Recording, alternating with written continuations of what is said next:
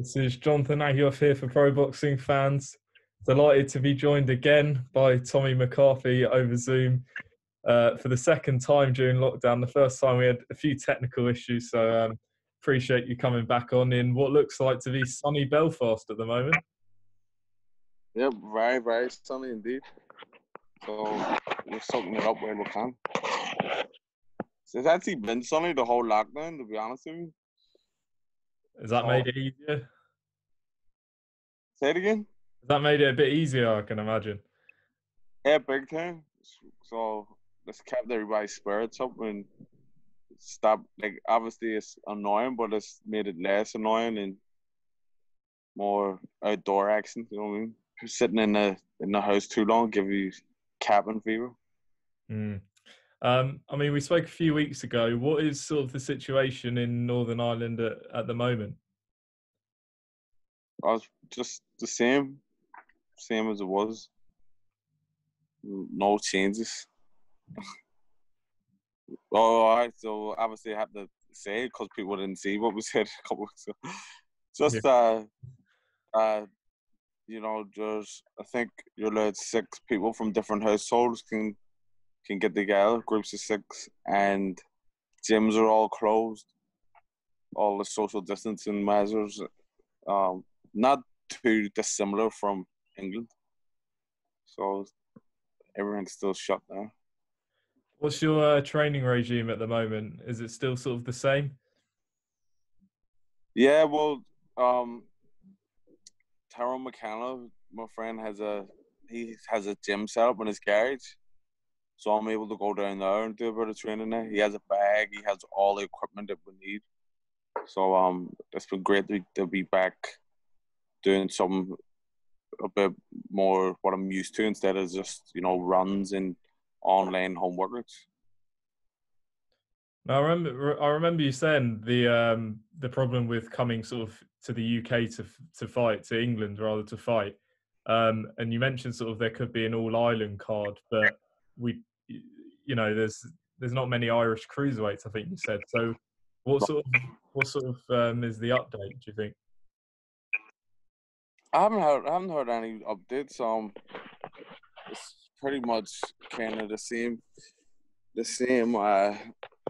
Everyone still stands the same, but hopefully, seems like it's getting a wee bit more relaxed. So hopefully we can get over to England for the shows, one of Eddie Hearn shows or something. So obviously we spoke sort of last time about your win in Italy a few months ago, where you picked up the WBC international title. Going over there, you weren't the favourite. You were obviously the underdog. He was a very heavy favourite. How do you sort of reflect on that win? It's I reflect on with great pride, and it's just a great moment, the highlight of my career so far. And as you say, I was a big underdog, big outsider in the boogies. So I made a lot of people a few pounds, and it was just great. Everything about it just was the fairy tale ending. Was that the first belt as well? First belt, yeah. First belt. So, the whole thing was like, it was like living a dream. I've said this a few times because I was top of the bill. Was on live on Sky, The Zone, all the Italian TV stations, and it was just billed like almost like it was a world title fight because Fabio Turchi is the face of boxing in Italy. So the Italians they thought he was world champion. So after everyone, they all thought I was world champion. So it was great. Like I say, it couldn't have went any better. You're developing a bit of a second home out there. That's the second win in a row out in Italy. What do you enjoy fighting out there? It seems like it's a good patch for you. Yeah, Italy's a great spot. The first fight I had out there was in Rome, big outdoor event. That's probably, in terms of the event, that's the best boxing event I've ever been part of. It was just unbelievable. And then the fight in Trento, that was great too. And the Italians, if you ever watched Rocky 4? And when Rocky goes to Russia and fights Drago, and at the end, by the end of the fight, all the Russians are all cheering for Rocky. So that happened to me in Trento. I had like 8 family over watching, family and friends. And then see by the end of the fight, all these Italians are, Tommy, Tommy, Tommy. That's fucking that's loving it. But definitely would love to go back out and fight there again. Yeah, I mean, to sort of, I guess, defeat the favourite as well is going to sort of increase your profile massively out there as well. So, yeah, you have ambitions to go back there? Yeah, definitely. If the opportunity arises again, it would be great to get out there. But I like getting about too. That's one of the beauties of boxing. You get to see the world for free. So I would love to try another part, but at least been good to me. Let's talk about sort of this European title shot we spoke about before that you were offered. Was there any indication on what sort of opponent that was going to be? Well, there was a Polish guy, undefeated, 17-0. So I was mandated to fight him for the EU title. So once I got elevated to manager for the full European title, it looked like I was going to be fighting him.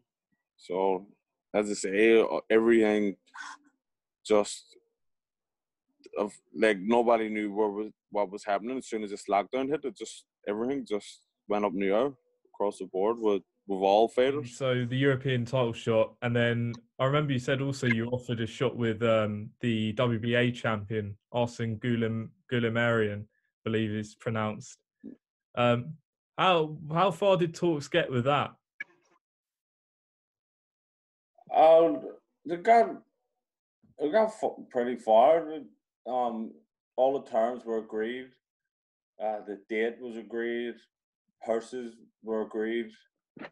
So we were just waiting on the official contract to be sent over, and an official announcement. But like everything, it just all disappeared. I mean, that's quite. It would have been a great opportunity as well. You know, I guess did it come a bit out of the blue as well? Yeah, it did, big time, because obviously having a WBC belt and being ranked with a WBC, I was expecting if an opportunity like that was gonna come via the WBC. So for it to come from the WBA, it came straight out of left field. But I was happy for it. So hopefully it comes back around again after the lockdown. I mean, you also rank quite highly in the WBC as well. Do you see sort of a path to world title shot there as well against Mccarthy? That's the fight that I want. That's the like if it was my choice in an ideal world, as soon as the lockdown is lifted, I want Mccarthy next. But that's the more, it's not unrealistic. So hopefully that can happen. You know, I know my team's working behind the scenes to try and get it to happen, but any title, any of the major bodies, the 4 major titles, or even the IBO, you know, I would jump at the chance to fight for any of the champions. I remember we spoke sort of about that defeat to Richard Riakporhe, and you're very honest to me in what you said after that. You've obviously sort of built a lot of good momentum since. But you spoke very honestly on sort of the difficulties you had after that defeat. Sort of just tell the viewers what was sort of going through your mind after that defeat. Yeah, so prior to the fight, I was They really overlooked Richard big time. I thought like it was going to be a walk in the park, and when I got in there, I paid the price, paid the ultimate price, and Richard showed up. I felt like I was doing well in the fight, but Richard just gave me the wake up call that I needed. So after the fight, it was like, hold on a second. Yeah. So after the fight, I thought it was over for me. I was like,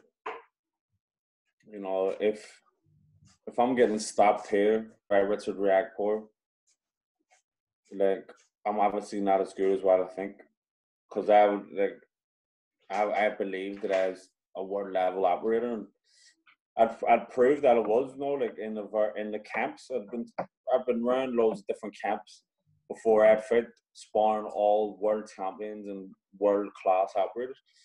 So I was just really down after that, and I was going, I'm killing myself. I'm just, I haven't got it.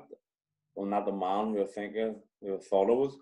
But after I came home and I spoke with my wife, she really instilled the belief in me again. She told me, she was like, look, I'm your wife.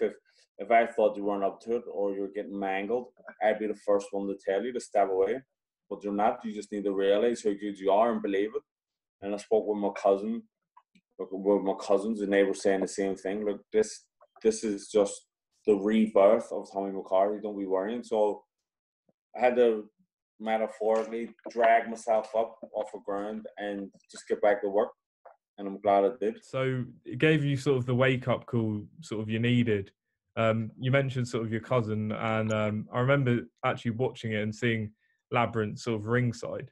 I remember you said he had sort of a conversation with you. What did he sort of say? Yeah, so immediately after, because as well, I was embarrassed too. Because the fight was in Peterborough, so they travelled up from London in the front row, and so after I just said, then he hugged me, and I was like, you know what, I'm finished. I can't do this no more. And he just says, look, Tommy, don't worry. There's a rebirth happening. This is just a wake up call that you need. Like, and he just gave me loads of positive talk. It was just like reassuring me that it wasn't the end. And with him being my big cousin, I took heed of what he was saying. At the time, I was like taking it with a pinch of salt, but his words like just resonated in my mind. And when I got home, my wife, like more or less, was kind of saying the same thing. So I was just like, listen, these are the people who love me, so I'm gonna trust them. You said sort of you learned sort of a lot from that defeat in terms of not underestimating people. How sort of beneficial? I know not you obviously wouldn't have wanted to take the loss, but how beneficial sort of long term do you believe that will be for you in terms of the lessons learned? It's made like the benefits is major because any fighter they don't really, very few assess their wins. I know I was one of them coming up when I was beating people. You're getting away with sloppy stuff, but you never address it because if it's not broke, don't fix it.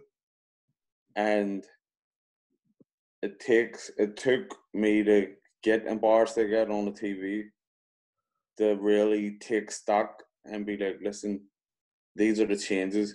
Because I knew the changes need to be made, but when you're winning, you're getting away with it. So I was like, listen, in order for this not to happen again, I need to take responsibility for my stuff. And, that's going to stick with me forever because I lost to Matty Hoskins a few years ago and I was able to come back from that. And then for it to happen again against Richard, that's twice. So there's no excuse for it to happen again. He's quite highly ranked in the WBA rankings, and for you to have been offered that shot against Arsene Goulamarian, should you? I mean, this is kind of sort of thinking a bit too far down the line, but do you see a sort of a rematch with him? Say, if you had a world title belt or anything? Yeah, look, I would 100% would love a rematch with Richard, and it gives me great comfort in seeing how far Richard has got since fighting me, because there is no shame in losing to Richard Riakporhe, and he's went on to show that he's a world class operator, and I believe in the next after his lockdown, he'll be challenging for a world title as well, because he does have the high ranking and he's done really well. So definitely that is a rematch that I would want down the line. And as you say, if he was a world champion, him defending against me would be great. If I had a world title and it was unification, even better. But yeah, definitely something that would definitely want. Mm. I mean, there's a load of sort of domestic cruiserweights as well. Would you like to face any other domestic cruiserweights, or are you sort of looking, towards world titles? Yeah, as I'm beyond the domestic scene at the minute, and I say that knowing that Richard Riakporhe and Lawrence Okoli are two domestic fighters, but they're beyond the domestic level too, so they're up on the world level. So anybody else who's in the division, them fights are there, they're not going anywhere.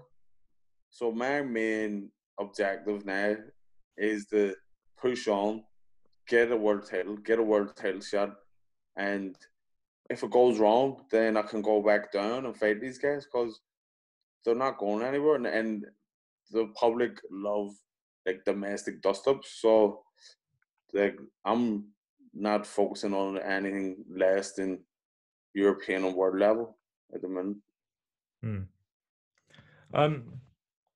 You sparred so many sort of excellent fighters of the past and sort of the present day. One fight I wanted to ask you about, well, two specifically I wanted to ask you about was Mairis Briedis, who I know you went to Latvia for a short time to spar, and Tony Bellew, who I know you sparred a few years ago. What were those sort of experiences like? I would go Briedis first because you asked him first. That my third daughter, it was my third daughter had just been born a couple of weeks before I ran it, so I needed a few pounds, and I got the call to go out, and they wanted me to go for 2 weeks. But I says, look, I can only go for a week because they want to leave my wife and the newborn. And I asked him, I says, how many rounds are you looking? He says, you won't do any more than 6. There's going to be another sparring partner. So I was like, yeah, I suppose I'll be able to survive for 6 rounds, because I hadn't really been training too hard before I ran it. I've been taking over, but as I say, I just had a child and we were getting ready for the child coming. So when I got out there, I was like preparing myself mentally for a real hard time, because Briedis had given Usaka's hardest fight, and so I was going, right, here we are. I'm in for this is going to be a tough week. But when I got out there, I was boxing burning, and I was delayed with myself. So the first day I got there, the other sparring partner hadn't arrived yet, so it was just me sparring. I was like, Jesus, this is so good, this is handy. And then Jack Massey came, and then I said to him, it's me, Jack, I don't know if he's just like feeling me out, but it wasn't too bad. And he's like, right, what's this music? So I don't know what today's gonna be like. And then the next day was pretty much the same. So I was delighted with my performances out there, and it was good to mix it with was like the top guy in the division, and I gave a good account of myself, and I was delighted. With Tony Bellew, it was kind of a similar situation, where I hadn't really been training too much. It was just after New Year's in it, and I got a phone call saying would I go out and spar with him, and I phoned Andy Bingham was training me at the time, so I phoned him. I was like, "Yo, Bingo, I got an opportunity to go and spar with Bellew here," and he was like, "Tom, I don't know. Have you been training?" I said, "I haven't really been training too much." He says, "Tom, I don't know. Bellew's a dangerous guy. You know, he's a dangerous guy." And I was like, "I know, but I could do with the money here." Because just after Christmas then, he was like, "It's up to you, Tom, but I'm serious. I would." That's me. Fucking, I'm gonna go for it. So thankfully, when I got out there, the sparring, Bellew just only been back from a break too, so we were kind of both starting off at the same position. And the thing that what they said was, "Look, come and spar for a week. If it's any good, you can come back next week." So I flew over, sparred from a week, and I was delighted with myself, and I knew I was giving them good work, and I knew they were happy with it. And so I flew home, and then Dave Caldwell phoned me in like on Monday night, and he was like, "Can you spar tomorrow?" And I was in Belfast. I was like, "Jeez, I didn't know if you want me to come back." Yeah, let's be ready. I'll get the next flight. I was actually getting my dinner. I was like, "Right, we'll book it here now." So my manager got it sorted, and then that was it. Then I was in the camp from the first week till the last week, and me and Tony had great spars, and I haven't got any bad words to say about him. We formed a wee friendship, and it was just great to mix it with him, because at the time he was the top cruiserweight in the world, so it was just brilliant to be in the number one boxer in my division's camp, and to be involved in such a big fight, big pay-per-view event. Sky was round, and it was so major, and it just gave me an insight in how the best work. So it was a brilliant experience for me. What fight was that prior to? What fight was he preparing for? The first one. Okay, wow.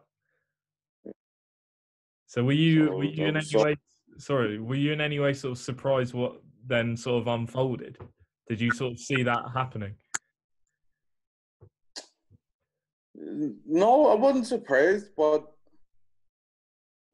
David, growing up, David Hay, I was always a fan of David Hay, and so I was nervous for him, because like I felt like Tony was my mate now, and I was Team Bellew all the way, and I knew he was boxing brilliant. He was boxing well, but I was like, all it takes is one shot from Hay. Like, Hay is a ferocious puncher. Everybody knows it. So I was so nervous in case he get caught, because I knew that everybody knows that it only takes one shot from Hay. Hay is just that dangerous. So I really, really wanted him to win, because the camp that he had, there was no thrills. It was just him in the gym. The gym was freezing, and it was just all hard work. And then Hay, by the looks of it, he was out in Miami, and he was living the high life. So I was like, Bellew's made the sacrifice. I really, really, really wanted to win, and he went and done the job. So I was delighted, and everyone was asking me before, like, "What do you reckon? Do you think he'll win?" And I told everyone he was going to win. So people started backing him, and so I made people some more money at the time. But I was so happy for him. What advice did he sort of give you sort of during these training camps? Did you take anything sort of specifically on board, not just in sort of the training, but also sort of any sort of verbal advice? Yeah, it was just like stuff about, the business side of things, like what to watch out for. And hold on a second, my wee daughters just came running in. All right.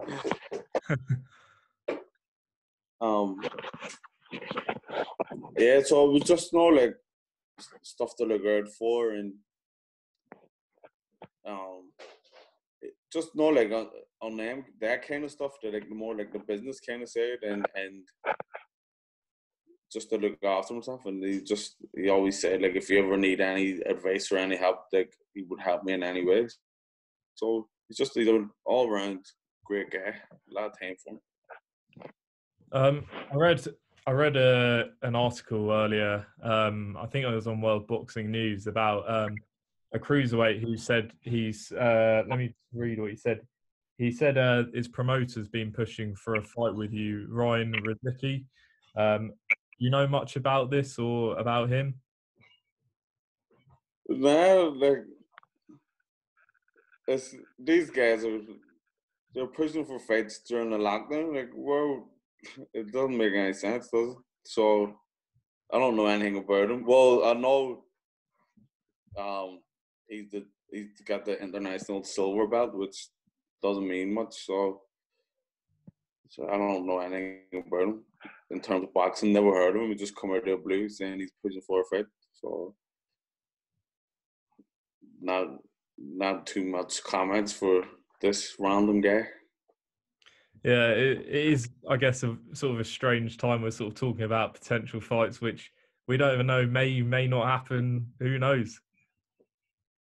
So, and it's like it's not if it's across the like he's in Canada, in the arsehole of nowhere in Canada. It's just so like I say, I'm looking towards the big fish here after lockdown. So what is your promotional situation at the moment? Well, I'm not tied to any promoters. Kind of have like a gentleman's agreement with Matchroom, but I'm not saying to anyone. Okay. My manager, Mark Dunlap, and he has relationships with like all promoters. He worked with anyone, but he has a really good working relationship with Eddie Hearn. So he's just, got a kind of like I say, a gentleman's handshake agreement with Eddie in terms of putting on fights for me, and Eddie has told him that he'll promote my European title fight. So, as I say, I'm a free agent, but I'm signed with Mark Dunlap, and he's proved that he's the top manager in the world. I mean, we saw what Eddie Hearn's sort of put out with this Matchroom fight camp. What do you make of sort of the whole concept, if you've seen it? And is there any chance that you could get on that? I know obviously you talked about sort of travel restrictions, but is there any chance? I think it's a great idea. And I think there is a chance. I think there's just a slim chance. There's always a chance. But what I would presume is Eddie want to get his fighters out first. That'll be priority. So depending on how many shows he's able to crack out, if I was to get on one, I think it would be one of the later ones. The first few are all going to be his guys who need fights. Well, Tommy, I appreciate you coming on again to speak with me. And hopefully next time we'll speak when there's some proper fight news announced in person. Please, God. Appreciate that. Anything you want to add? How do people follow you on socials? Yeah, so everyone can follow me on Tommy Mac90. It's Twitter and Instagram. Feel free to follow, and anybody wants to come on board as sponsors and join the team. Like I say, we've got big things planned for post-lockdown. So just get in contact via DM on Tommy Mac90 on everything. That's it. Have you got any sponsors currently, or? Yeah, sure. I was sponsored Peak Physique and Northern Property. They've been with me from day one. Loyal sponsors who I'm grateful for. And I have an RV sponsor too, Billy Bob, Lux. So thanks very much to you guys. I guess that's been sort of hugely important during this period.